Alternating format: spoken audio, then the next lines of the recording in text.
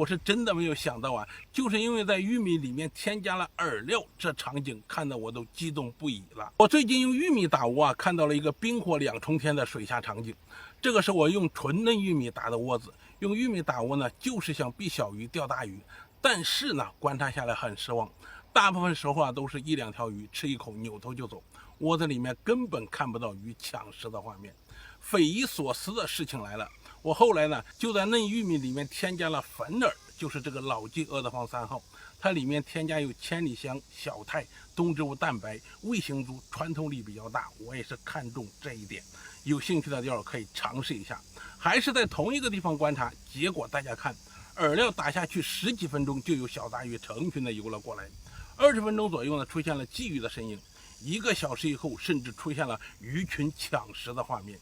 紧接着呢，在一旁观望的鲤鱼也开始进窝抢食了。要不是我的饵料拿笼子装着，早就被他们抢完了。